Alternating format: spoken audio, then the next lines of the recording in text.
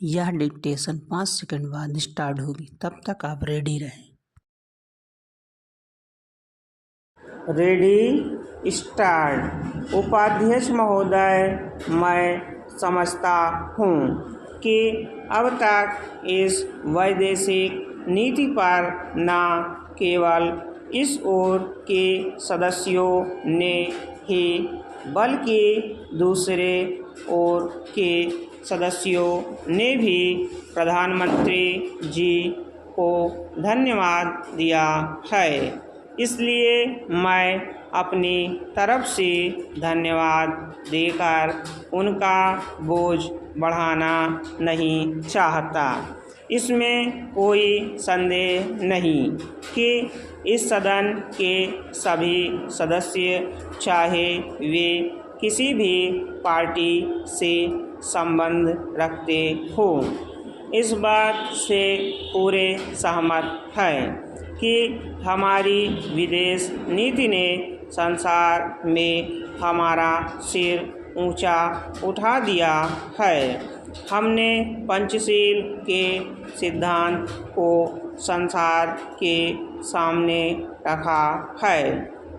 यदि हम उसके आधारभूत सिद्धांत पर दृष्टिपात करें तो हमको पता चलता है कि हमने संसार में एक जो सबसे बड़ा काम किया है वह यह है कि हमने तनाव को कम करने का प्रयत्न किया है।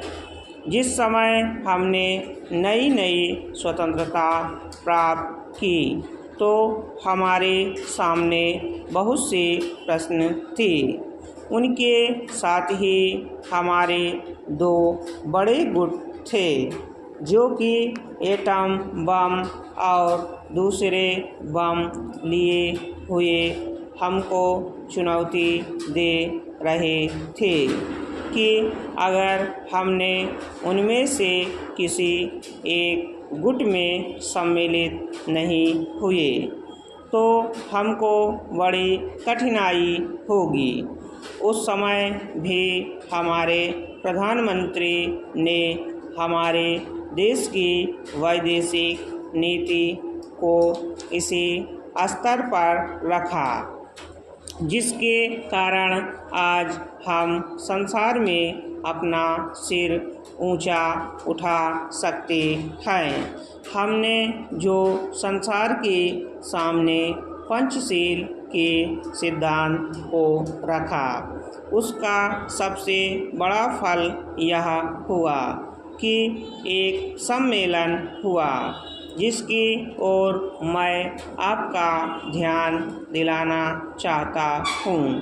इस सम्मेलन में बड़े उत्साह के साथ संसार के 29 राष्ट्रों ने, जो कि एशिया और अफ्रीका से संबंध रखते थे, यह घोषणा की कि हम संसार में तनाव कम करना चाहते हैं और साथ ही हम यह चाहते हैं कि संसार में जो विभिन्न सामाजिक और आर्थिक नीतियाँ हैं वे साथ साथ चल सकें।